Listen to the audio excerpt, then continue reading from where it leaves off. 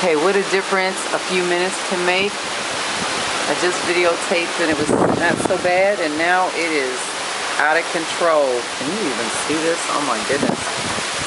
This is insane.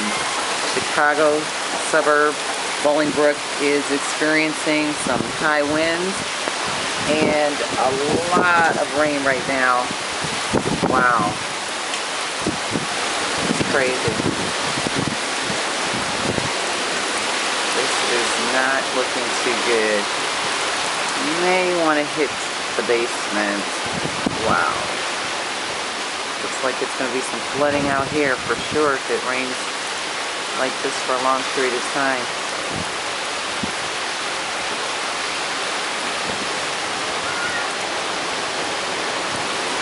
Looks like some people are caught in the rain down there.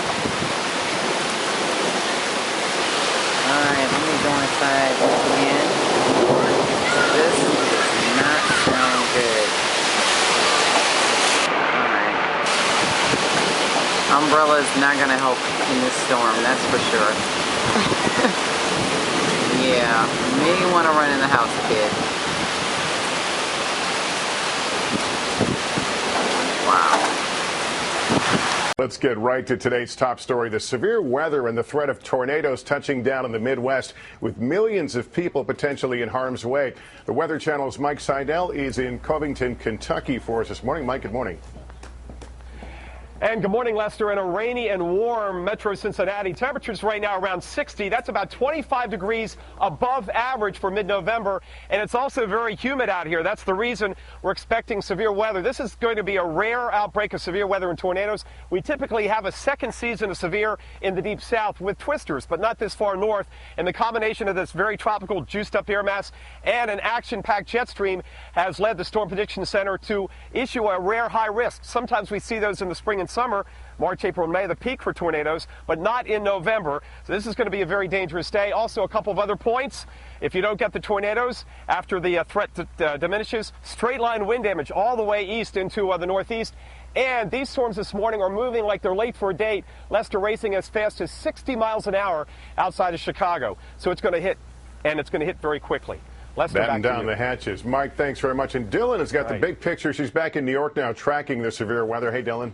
Good morning, Lester. We have a huge area where we could see strong storms today. Look at all this red. This is from Michigan right down into Mississippi and Alabama, stretching east into New York and Pennsylvania and back west into eastern Iowa. But a closer look shows you that not only will we see storms in that huge area, but it's in this strong risk area. And it's very rare where we get a high risk any time of year, but especially this far north, this far into November. And it's in this yellow from Michigan right down into parts of Kentucky, into Ohio and west into Illinois, including the Chicago area, where a tornado outbreak is likely. That's what's being issued by the Storm Prediction Center, and we could see very strong tornadoes and long track tornadoes, meaning that they could stay on the ground for a long period of time. This is all going to start to get going as we go into this afternoon and evening. It's out ahead of this cold front. It's very warm and humid on the east side of it, and it's very cold and dry on the back side of it. It's that clash of air masses that could create these strong storms. And again, as Mike Seidel mentioned, it's moving very quickly. So not only will we see these storms develop, but as they race through the area, they are going to have wind gusts on their own as well. So while tornadoes are possible,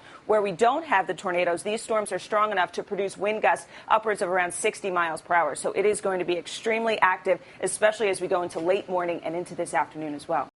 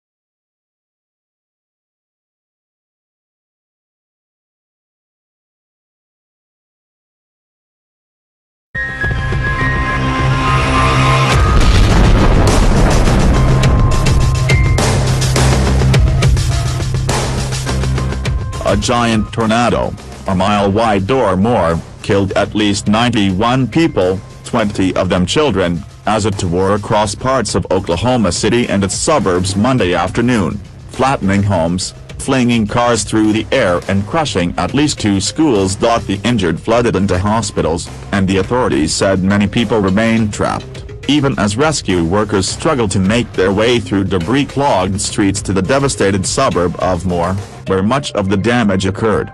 Amy Elliott, the spokeswoman for the Oklahoma City Medical Examiner, said at least 91 people had died, including the children, and officials said that toll was likely to climb. Hospitals reported at least 145 people injured, 70 of them children. Plaza Towers Elementary School in Moore was reduced to a pile of twisted metal and toppled walls. Rescue workers were able to pull several children from the rubble, but on Monday evening crews were still struggling to cut through fallen beams and clear debris amid reports that dozens of students were trapped. At Briarwood Elementary School in Oklahoma City, on the border with Moore, cars were thrown through the facade and the roof was torn off. Numerous neighborhoods were completely leveled, Sergeant Gary Knight of the Oklahoma City Police Department said by telephone. Neighborhoods just wiped clean. He said debris and damage to roadways, along with heavy traffic, were hindering emergency responders as they raced to the affected areas. A spokeswoman for the mayor's office in Moore said emergency workers were struggling to assess the damage. "Please send us your prayers," she said. Brooke Kayott, a spokeswoman for Integris Southwest Medical Center in Oklahoma City, said 58 patients had come in by about 9 p.m. An additional 85 were being treated at Oklahoma University Medical Center in Oklahoma City. "They've been coming in minute by minute," Ms. Kayott said. The tornado touched down at 2:56 p.m., 16 minutes after the first warning went out, and traveled for 20 miles, said Kali Pertle, a spokeswoman for the National Weather Service in Norman, Oklahoma. "It was on the ground for 40 minutes, she said. It struck the town of Newcastle and traveled about 10 miles to Moore, a populous suburb of Oklahoma City. Ms. Pertle said preliminary data suggested that it was a Category 4 tornado on the Enhanced Fujita scale, which measures tornado strength on a scale of 0 to 5. A definitive assessment will not be available until Tuesday, she said. Moore was the scene of another huge tornado, in May 1999, in which winds reached record speeds of 302 miles per hour, and experts said severe weather was common in the region this time of year. But the region has rarely had a tornado as big and as powerful as the one on Monday. Moore was the scene of another huge tornado, in May 1999, in which winds reached record speeds of 302 miles per hour, and experts said severe weather was common in the region this time of year. But the region has rarely had a tornado as big and as powerful as the one on Monday. Television on Monday showed destruction spread over a vast area, with blocks upon blocks of homes and businesses destroyed. Residents, some partly clothed and apparently caught by surprise, were seen picking through rubble. Several structures were on fire, and cars had been tossed around, flipped over and stacked on top of each other.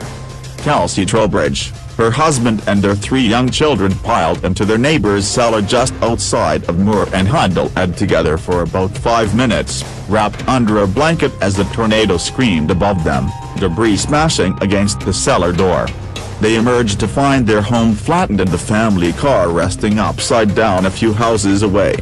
Miss Trowbridge's husband rushed toward what was left of their home and began sifting through the debris, then stopped, and told her to call the police. He had found the body of a little girl, about 2 or 3 years old, she said.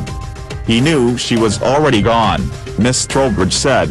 When the police got there, he just bawled. She said, "My neighborhood is gone. It's flattened. Demolished. The street is gone. The next block over, it's in pieces."